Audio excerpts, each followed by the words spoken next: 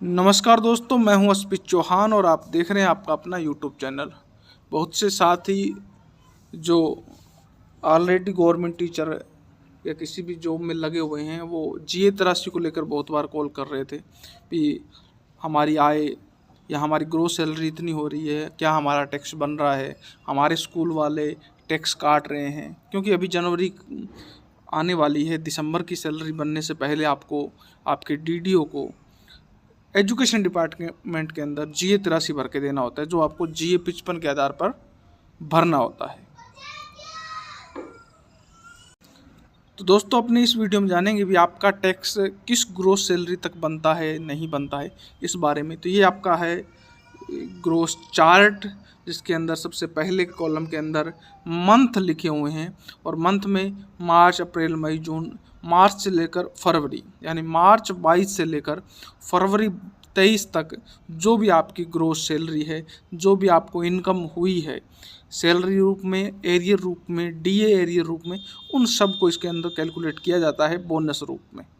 अब इस चीज़ को आप भर सकते हैं कॉलम वाइज, जिसके अंदर सबसे पहले महीना, फिर आपका बेसिक जो भी है, और फिर डीए यानी महंगाई भत्ता, एचआरए यानी जो आपको हाउस रेंट अलाउंस दिया जाता है, और फिर आपका आ गया ग्रोस। इस ग्रोस के अंदर ये टोटल है। तो यानी जो आपकी ग्रोस सैलरी है, ये जो कॉलम है, इसके आधार पर आपका इनकम टैक्स कैलकुलेट होगा।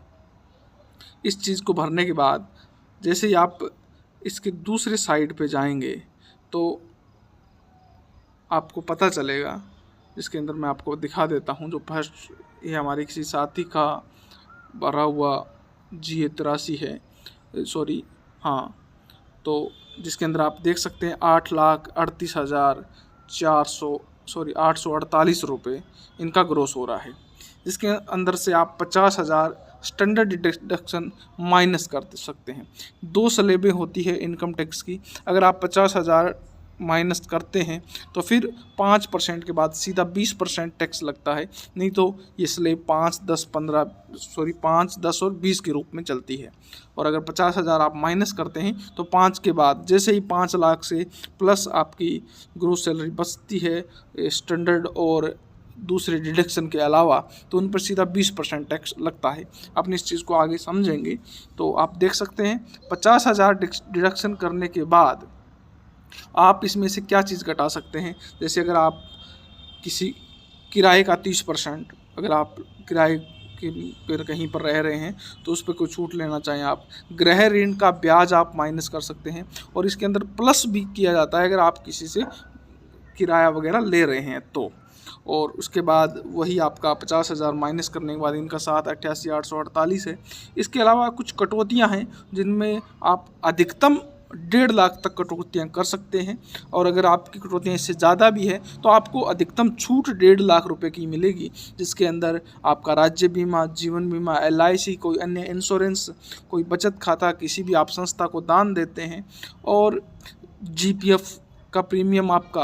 और इसके अलावा अगर आप नवीन, अब राजस्थान में नवीन पेंशन प्लान नहीं है, अगर नवीन पेंशन प्लान होता है तो 80 CC के तहत 50,000 की अतिरिक्त छूट यानी 2 लाख तक की छूट पहले मिलती थी, लेकिन अब ये 1.5 लाख रुपए है। और आप 2 बच्चों की ट्यूशन फीस भी माफ करवा सकते हैं। PLI अगर आपने करवा रखी है तो इसको मिलाकर 1.5 लाख रुपए होता है। और जो भी कार्मिक, जैसे मेरे साथ के जो साथी हैं जिनकी सैलरी अभी लगभग 6,30,000, 35-40 तक है, उन पे कहीं पर भी कोई टैक्स नहीं है। क्योंकि अगर आप 50,000 स्टैंडर्ड माइनस करते हैं और लगभग 1,30,000 की अगर इनमें से कोई कटौतियाँ करवाते हैं तो फिर आपका टैक्स नहीं बनेगा।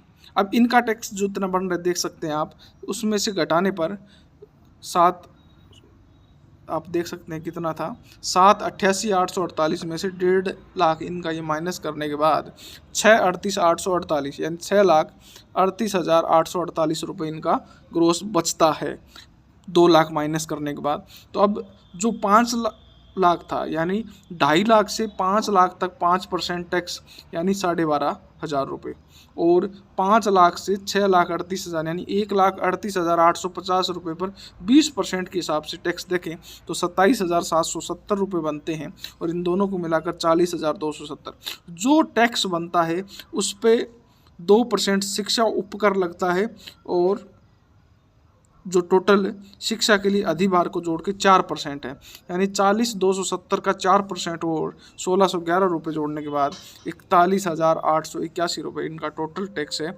जिस प्रकार आपको इसकी कटौती दिसंबर तक 75% करवानी होती है, लेकिन जिनकी भी ज्वाइनिंग लगभग 2018 से के समथिंग है, 2017 के समथिंग है, उन पे अभी टैक्स नहीं लगेगा अगर आप सही रूप से सही कटौतियाँ करवाते हैं। तो जिन्होंने अभी तक कटौती नहीं करवाई है वो भी आगे नेक्स्ट फरवरी तक किसी भी PLI में इन्वेस्टमेंट कर सकते हैं, और कोई PPF खाता खुला सकते हैं आप। इसके अलावा आप किसी भी जीवन बीमा का भी उपयोग कर सकते हैं टैक्स में छूट लेने के लिए। दोस्तों ये था आज का वीडियो जो GA 83 को लेकर था। आपके अन्य भी जो भी समस्याएं हैं जॉब को लेकर या जो भी बेरोज़गार साथी हैं विज्ञप्ति को लेकर, कोई भी समस्या है किसी डिग्री की वैधता को लेकर, तो आप कमेंट कर सकते हैं।